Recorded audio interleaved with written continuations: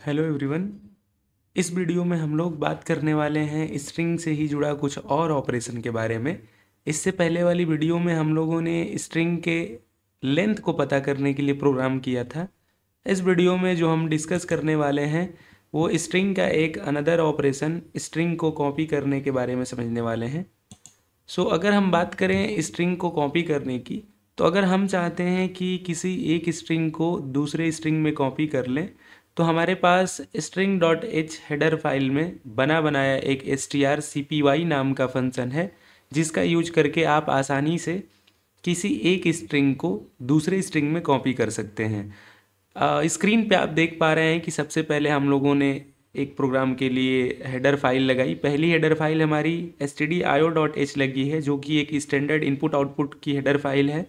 इसके बाद हम लोगों ने has include string dot H लगाया, int मेन लिखा, मेन के बाद पैरेंथेसिस, और एक हमने यहाँ पे स्ट्रिंग बनाया जिसका डेटा टाइप है कैर। इसमें कोई हम लोगों ने इनिशियली साइज़ नहीं दिया है, और हमने वहाँ पे असाइन कर दिया हेलो वर्ल्ड। हेलो के बाद हमारे पास एक कॉमा भी है, स्पेस भी है, वर्ल्ड भी है, और हेलो वर्ल्ड लिखने के बाद एक और हम लोगों ने स्ट्रिंग बनाया जिसका भी डेटा टाइप कैर है, और इस स्ट्रिंग का नाम होने वाला है डेस्टिनेशन। डेस्टिनेशन की अगर हम साइज़ की बात करें तो हम लोगों ने यहाँ पे 20 बताया है। अगर नल कैरेक्टर को हम लोग यहाँ पे जोड़ के देखें तो एक तरीके से 19 कैरेक्टर हम लोग यहाँ पे स्टोर कर सकते हैं। एक हम मान लेते हैं कि जो हमारी लास्ट वाली साइज होगी उसमें नल कैरेक्टर स्टोर होगा। अब ध्यान से देखिए कैसे इस फंक्शन को हम लोग यहाँ पे इस्तेमाल करते हैं। अगर बात करें strcpy, जो कि strcopy के नाम से फंक्शन है, मतलब ऐसा फंक्शन देखने में ही लग रहा है कि strcpy का मतलब वो strcopy है। स्ट्रिंग को कॉपी करने के लिए जो फंक्शन हम लोग लगाएंगे, लाइन नंबर 7 पे हम लोगों ने लिखा है strcpy, इसके बाद हमने लिखा डेस्टिनेशन।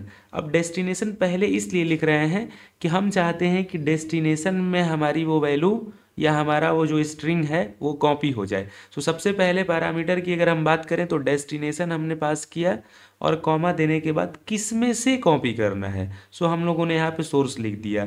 तो जो हमारा एक तरीके से कैरेक्टर एरे है, या हम कह सकते हैं कि हालांकि अगर डायरेक्टली आप बात करें तो दोनों में डिफरेंस है कैरेक्टर और स्ट्रिंग की। अगर हम बात करें कैरेक्टर, एक एक कैरेक्टर की हम बात करते हैं, स्ट्रिंग एक कॉम्बिनेशन है। फिलहाल हमने कहा कि strcopy में सबसे पहले हमने डेस्टिनेशन लिखा, तो इस डेस्टिनेशन में हमें स्ट्रिंग को कॉपी करना है, और सोर्स इसलिए लिखा है कि सोर्स में से हमें स्ट्रिंग को कॉपी करना है।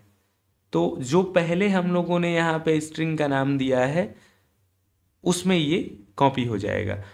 डेस्टिनेशन नाम का जो हमारा कैरेक्टर एरे के लिए हमने एक बनाया है स्ट्रिंग का, उसमें हमारा ये सोर्स की जो वैल्यू है वो कॉपी हो जाएगी। और फिर हमने यहाँ पे प्रिंटफ लगाया। प्रिंटफ लगाने के बाद लिखा कॉपीड स्ट्रिंग, एक सिंपल मैसेज है, फॉर्मेट स्पेसिफायर %s, और हमने /n लगाया जो कि एक एस्केप सीक्वेंस है, और फिर हम लोग सिंपली डेस्टिनेशन को प्रिंट कर रहे हैं। तो डायरेक्टली आप देखें कि सिर्फ सोर्स में हम लोगों ने यहाँ पे असाइनमेंट किया था हेलो वर्ल्ड, और डेस्टिनेशन को प्रिंट कर रहे हैं। तो अगर strcopy नाम का फंक्शन काम नहीं करेगा तो डेस्टिनेशन में हमारा वैल्यू भी नहीं शो होगी या स्ट्रिंग नहीं शो होगा। तो इस प्रोग्राम में हम लोगों ने ये समझा कि स्ट्रिंग को कॉपी कैसे करते हैं। अब आइए इस प्रोग्राम को एक बार रन करा के हम लोग देखते हैं। देव C++ पे हम इसको रन कराते हैं। एक बेसिक सा प्रोग्राम होने वाला है। हम लोग यहाँ पे एग्जीक्यूट पे जाते हैं और कंपाइल एंड रन। तो मैसेज हमें देखने को मिल रहा है कॉपीड स्ट्रिंग में हेलो वर्ल्ड। अब सेम वही प्रोग्राम है कि कैर सोर्स हमने रख लिया, सोर्स में हेलो वर्ल्ड रख दिया, फिर डेस्टिनेशन रखा, इसमें हमने 20 साइज प्रोवाइड कर दिया, और हमने कहा strcpy किस में कॉपी करना है, डेस्टिनेशन में कॉपी करना है, कहाँ से डेटा कॉपी करना है, सोर्स से डेटा को कॉपी करना है।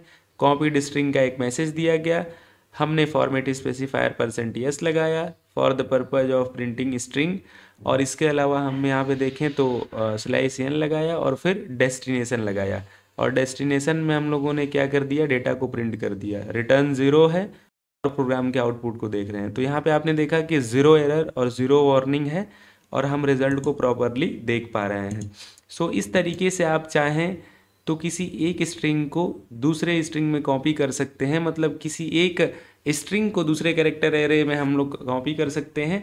और अगली वीडियो में हम लोग स्ट्रिंग से जुड़ा ही कुछ और ऑपरेशन को यहाँ पे डिस्कस करेंगे। सो आज की इस वीडियो में इतना रखते हैं, बाकी नेक्स्ट वीडियो में।